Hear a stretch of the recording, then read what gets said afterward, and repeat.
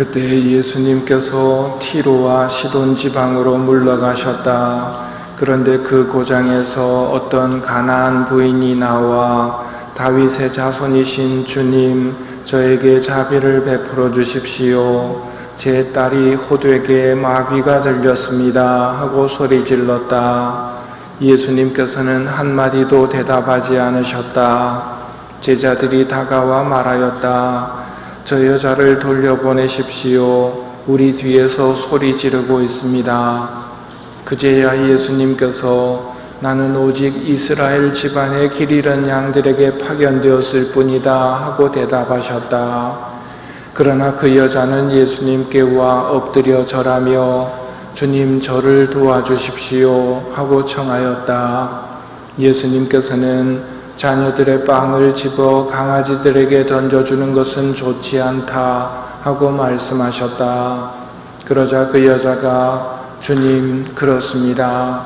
그러나 강아지들도 주인의 상에서 떨어지는 부스러기는 먹습니다 하고 말하였다. 그때 예수님께서 그 여자에게 말씀하셨다. 아 여인아, 내 믿음이 참으로 크구나. 내가 바라는 대로 될 것이다. 바로 그 시간에 그 여자의 딸이 나았다. 오늘은 어떤 가나안 부인의 이야기입니다. 다윗의 자손이신 주님, 저에게 자비를 베풀어 주십시오. 제 딸이 호되게 마귀가 들렸습니다 하고 소리를 질렀다. 제자들이 저 여자를 돌려보내십시오. 우리 뒤에서 소리 지르고 있습니다 라는 것을 보면 분명히 큰 소리를 지르고 있는 겁니다. 그렇다는 것은 어떤 체면이라든지 이런 것 다 버리고 오로지 딸만을 위해서 예수님께 소리치고 있는 것이지요. 우리도 간절하게 무언가를 기도 바칠 때 이 여인이 보여주는 모범을 잘 새기면서 기도해야 됩니다.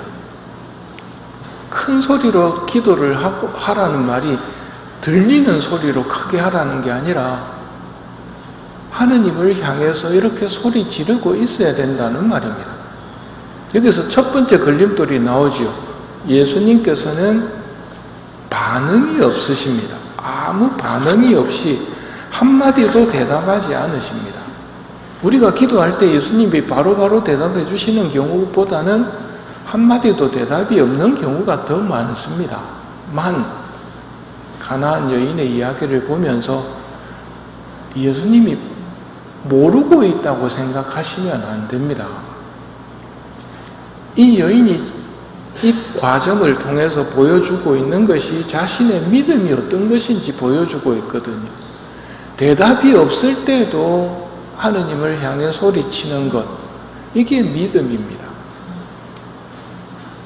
뒤에 가서는 자녀들의 빵을 집어 강아지들에게 던져주는 것은 좋지 않다고 했을 때 주님 그렇습니다. 강아지들도 주인의 상에서 떨어지는 부스러기는 먹습니다 했을 때 예수님 감탄을 하십니다. 아 여인아, 예수님이 그렇게 목말라 하시던 믿음을 가나안 여인에게서, 즉 이방인 여인에게서 만나고 기뻐하십니다. 아 여인아, 내 믿음이 참으로 크구나. 내가 바라는 대로 될 것이다. 바로 그 시간에 그 여자의 딸이 나았다.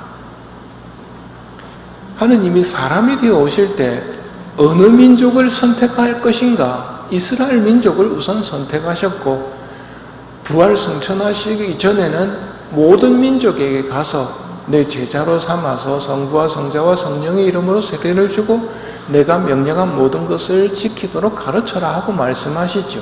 다 퍼져나가지만 시작은 우선 이스라엘 집안에서부터 시작을 합니다.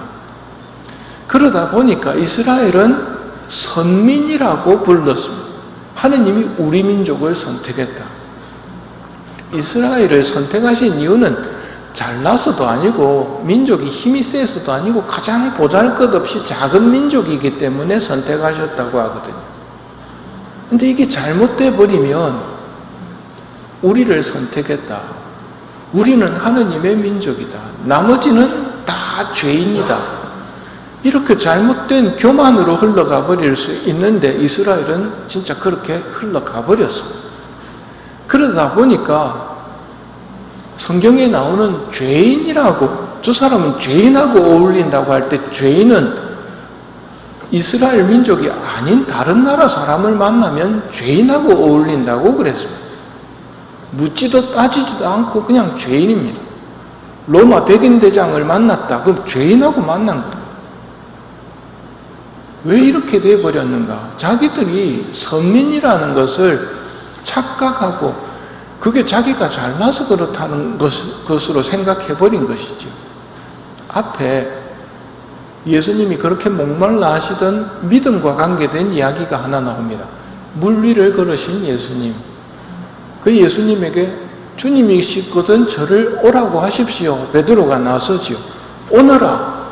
근데 가다가 거센 바람을 보고서는 그만 두려워졌습니다. 그래서 물에 빠져들기 시작하자 주님 저를 구해 주십시오 하고 소리를 질러댑니다.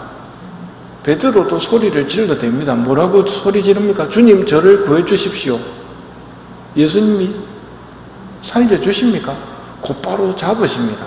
하지만 남기시는 말씀은 오늘 복음하고 상당히 대조를 이룹니다. 이 믿음이 약한 자야 왜 의심하였느냐?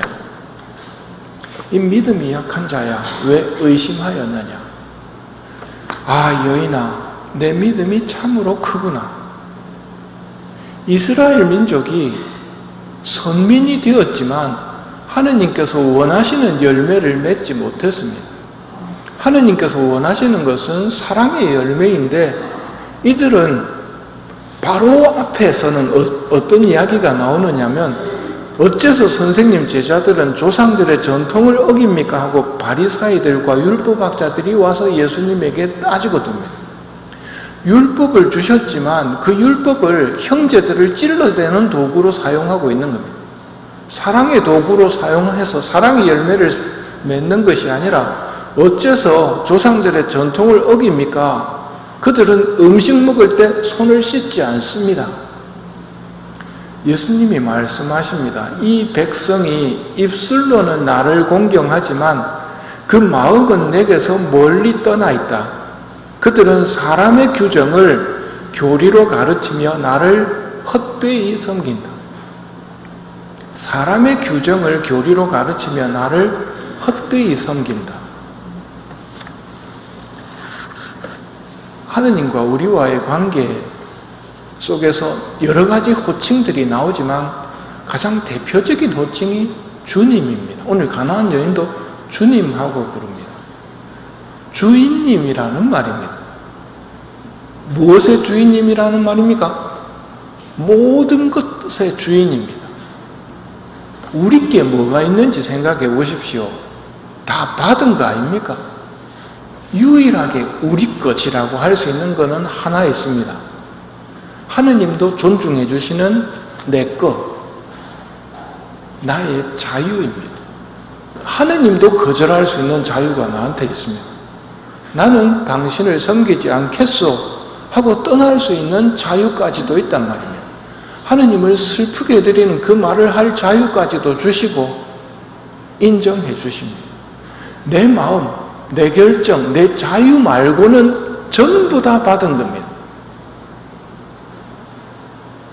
받았다는 말은 내게 아니라는 말이고 주인이 따로 있다는 말입니다. 우리 신앙인은 그 주인님이 바로 하느님이라고 고백하는 사람들입니다. 이스라엘도 마찬가지입니다. 전부 받은 겁니다. 자기들이 잘나서 선민이 된 게 아니지요. 그런데 우리는 아차 하는 순간 이스라엘하고 똑같은 잘못에 빠지기 쉽습니다. 내가 남들보다 똑똑하다. 내가 남들보다 눈치가 있다. 그러면 눈치 없는 사람들 막 함부로 합니다. 저 멍청한 것. 내가 좀 똑똑하다. 나보다 못한 사람들 함부로 생각합니다. 나보다 더 잘난 사람들은 시기질투합니다. 곱게 안 봅니다. 이게 왜 그렇습니까? 자기가 받은 걸 자기 거라고 생각할 때 그렇게 하는 거예요. 주인님이라고 하는 말을 진지하게 한다면 겸손이 배어 있어야 됩니다. 전부 당신 겁니다. 오늘 가나안 여인이 보여주고 있는 게 주인님 앞에서의 모습이거든요. 그 여인 예수님 앞에 왔을 때 엎드려 절하며 주님 저를 도와주십시오 하고 말씀드립니다. 이 모습이 주님이라고 부르는 사람이 취해야 될 태도입니다. 주인님 앞에서 성전에서는 정말 행동 거지 목소리 조심하셔야 됩니다. 주인님이 바로 여기 계시거든요. 주님 저를 도와주십시오 하고 기도하는 사람들이 있는 곳이란 말입니다. 이스라엘처럼 교만에 빠져버리면 머리로만 율법들을 알고 그 율법들을 형제들을 찔러대는 도구로 삼아버릴 수 있다는 말이죠. 오늘날 마귀는 분열을 획책합니다. 어떤 식으로 분열을 획책합니까? 우리가 받은 걸 가지고 분열을 시킵니다. 피부색으로 분열을 시키죠. 하얀 사람들이 까만 사람 깔보고, 까만 사람들이 노란 사람 깔보고, 서로 깔보게 만들면서 분열시킵니다. 민족으로도 분열시킵니다. 강제로 나라가 됐다 하더라도 우리는 민족이 다르다, 혹은 고향이 다르다, 이런 것들로 분열을 시키고 미워하게 만듭니다. 운동력 능력이 뛰어난 사람도 있고 그렇지 못한 사람이 있습니다. 또 갈립니다. 우리 신앙인은 많이 받은 사람은 많이 내놓아야 한다는 것을 기억하며 살면 됩니다. 그런데 받은 것을 자기 거라고 생각을 해버린단 말이죠. 그렇게 살면 어저께 들었던 성모님의 말씀, 마음속 생각이 교만한 자들을 흩으셨습니다.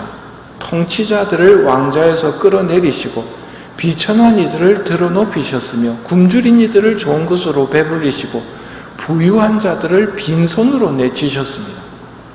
영원한 세상이 왔을 때 하늘나라에서 이걸 당한단 말입니다. 자기 것을 자기 거라고 해야지 남의 것을 자기 거라고 하고 있으면 거짓말장입니다. 우리는 주님이라고 하느님을 부릅니다. 전부 받았습니다를 고백하고 있단 말입니다. 내가 주님이라고 부를 때 전부 받았다는 사실을 기억해야 됩니다. 그럴 때 이 가나안 여인이 보여주는 겸손을 취할 수 있고 주님 앞에서 취해야 되는 올바른 태도, 엎드려 절하며 주님 저를 도와주십시오 하고 하느님을 기쁘게 만들 수 있다는 말입니다. 그럴 때 여인아 내 믿음이 참으로 크구나, 내가 바라는 대로 될 것이다 하는 말씀을 들을 수 있습니다. 베드로 사도가 들었던 이 믿음이 약한 자야 왜 의심하였느냐는 말씀과 대조되는 고린도전서의 말씀입니다. 여러분이 가지고 있는 것은 모두 하느님께로부터 받은 것이 아닙니까? 이렇게 다 받은 것인데 왜 받은 것이 아니고 자기 것인 양 자랑합니까? 2000년 전부터 인간이 빠지기 쉬운 유혹이 바로 이 유혹입니다. 받은 것을 받았다고 생각하지 않고 내 거라고 생각해버려요. 오늘 가나안 여인의 모습을 보면서 내가 받은 거라는 것, 주신 분은 주님이라는 것, 주님의 뜻을 따라 일하는 게 내가 해야 할 일이라는 것을 잘 새기고 사는 겸손한 종이 되었으면 합니다.